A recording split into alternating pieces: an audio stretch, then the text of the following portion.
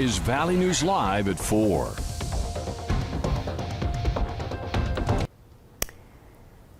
Here's a look at today's top 4 at 4. The U.S. House of Representatives just voted to impeach President Trump for a historic second time. He was charged with incitement of insurrection following the deadly mob siege of the Capitol last week. More on what this means and what happens next coming up in just a minute. We're learning more about a man accused of stabbing a woman in Moorhead over the weekend. Court documents say he threatened to kill her, accusing her of cheating. 27-year-old Juan Pablo Brown is charged with attempted murder, second-degree assault, and third-degree criminal sexual conduct. Officers were called to 1202 34th Avenue South just before 2:30 on Sunday. They found a woman lying face down in an apartment with blood on the floor. Court records say Brown accused the victim of cheating before chasing and stabbing her 5 times. 5 years in prison. Minnesota Governor Tim Walz activated the state's National Guard today following the violent riots at the U.S. Capitol and reports of possible armed protest at state capitals. The National Guard will support local law enforcement to protect Minnesota's Capitol building in St. Paul. And seniors in Cass County will be able to get their COVID vaccine soon. We'll have more on how you can get your shot coming up. That wraps up today's top 4 at 4. Now let's check in with Chief Meteorologist Hutch Johnson for a first look at our forecast.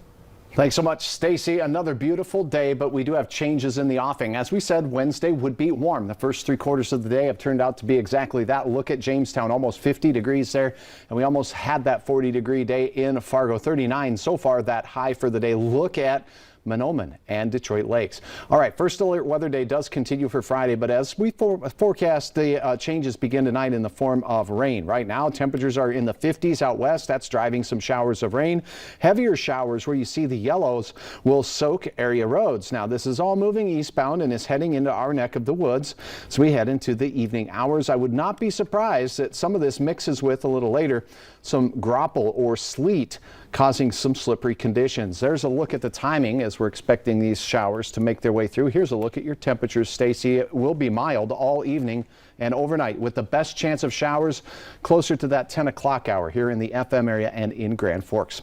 Hour by hour details on that snow that we're expecting in your Friday's first alert weather forecast coming up here in just a few minutes. All right, Hutch, thanks so much.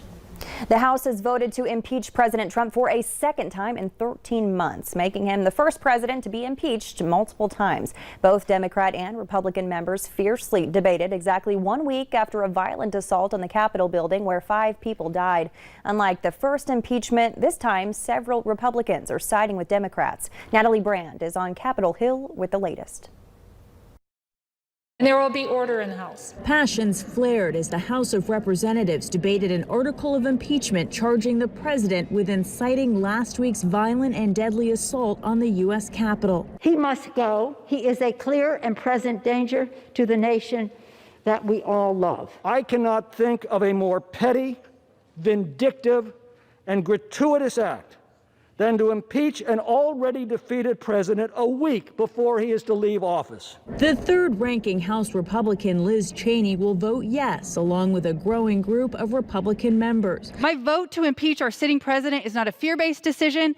I am not choosing a side, I'm choosing truth. Over the past 24 hours, at least have come out against impeaching President Trump, most of them citing issues with process and timing.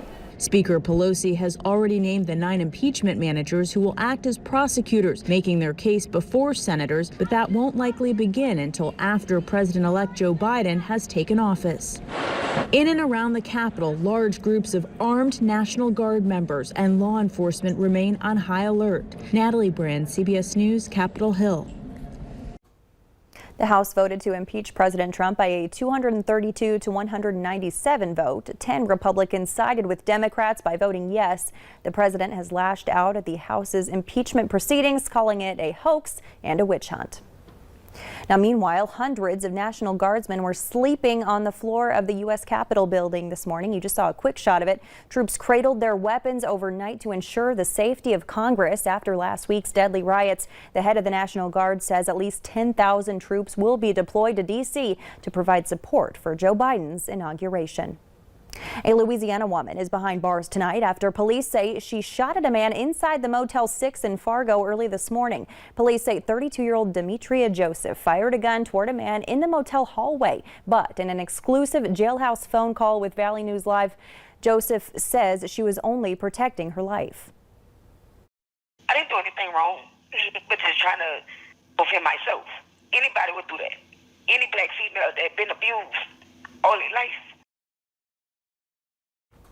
Tonight on Valley News Live at 5 and 6, we'll hear more from Joseph and why she says she hopes the city of Fargo can forgive her. Starting next week, Fargo Cass Public Health expects to begin the COVID-19 vaccine distribution for Priority Group 1B.